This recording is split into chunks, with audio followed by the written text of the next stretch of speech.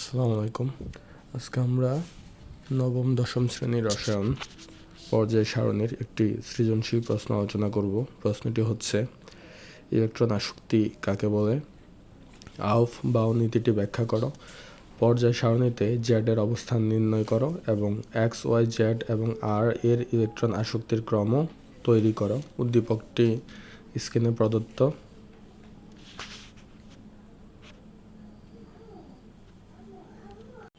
Electron আসক্তি হল কোনো নিরপেক্ষ গ্যাসীয় পরমাণুতে একটি ইলেকট্রন যোগ করে ঋণাত্মক আয়ন গঠিত হলে যে পরিমাণ শক্তি নির্গত হয় তাকে ইলেকট্রন আসক্তি বলে।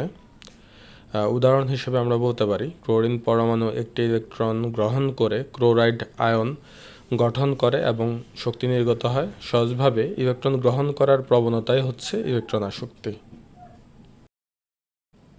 আউফ বাউফ নীতি: পরমাণু ইলেকট্রনগুলো সর্বপ্রথম কম শক্তির অরবিটালে প্রবেশ করে, তারপর ধীরে ধীরে বেশি শক্তির অরবিটালে যায়। অর্থাৎ ইলেকট্রন কোন শক্তি স্তরে যাবে সেটা ওই অরবিটালের শক্তিমাত্রার উপর নির্ভর করে। যে অরবিটালটির শক্তি কম প্রথমে সেটা পূর্ণ করবে এবং পরবর্তীতে উচ্চ শক্তির অরবিটালে গমন করবে। সাধারণত অরবিটালের শক্তি n+l এর মাধ্যমে নির্ণয় করা হয়।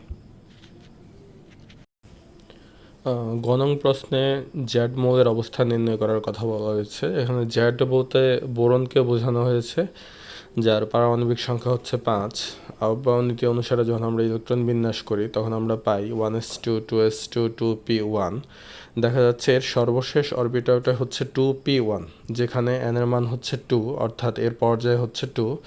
অপরদিকে আমরা জানি যে পি অরবিটালে যদি কোনো ইলেকট্রন গমন করে তখন তার সাথে 12 যোগ করতে হয়, তাহলে সে অনুসারে 12 যোগ 1 13, অর্থাৎ এই বোরনের অবস্থান হচ্ছে পর্যায় সারণীর গ্রুপ 13-তে। তাহলে আমরা বলতে পারি যে উদ্দীপকে উল্লেখিত জ্যাড মৌলটির অবস্থান হচ্ছে পর্যায় 2 এবং গ্রুপ 13।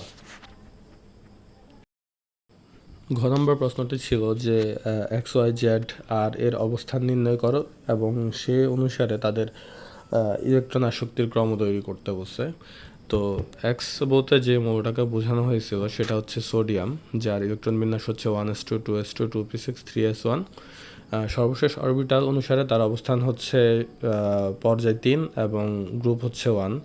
এরপরে যে মৌলটা ছিল পটাশিয়াম, যার ইলেকট্রন বিন্যাস হচ্ছে 1s2 2s2 2p6 3s2 3p6 4s1, অর্থাৎ সর্বশেষ অরবিটাল 4s অনুসারে তার পর্যায় হচ্ছে 4 এবং গ্রুপ হচ্ছে 1। অপরদিকে জেড যে মৌলটা ছিল সেটা ছিল বোরন, যার অবস্থান হচ্ছে পর্যায় 2 এবং গ্রুপ হচ্ছে 13।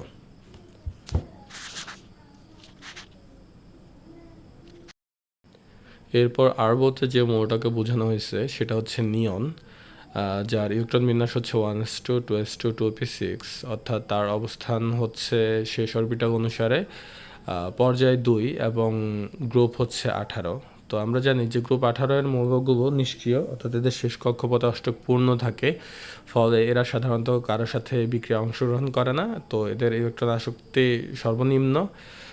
এরপরেই তাদের পর্যায় এবং গ্রুপ অনুসারে ইলেকট্রন আসক্তির ক্রম যদি আমরা চিন্তা করি তাহলে এরপরে সোডিয়াম এর অবস্থান যদি আমরা চিন্তা করি তাহলে সোডিয়ামের অবস্থান হচ্ছে পর্যায় 3, পটাশিয়ামের অবস্থান হচ্ছে পর্যায় 4 এবং বোরনের অবস্থান হচ্ছে 2। সে অনুসারে বোরনের আকার সবচেয়ে ছোট, তার ইলেকট্রন আসক্তি সবচেয়ে বেশি। এরপরে হচ্ছে সোডিয়াম এবং তারপর হচ্ছে পটাশিয়াম। তাহলে ইলেকট্রন আসক্তির ক্রমটা হচ্ছে সবচেয়ে বেশি হচ্ছে বোরন, তারপরে সোডিয়াম, তারপর পটাশিয়াম, তারপর নিয়ন।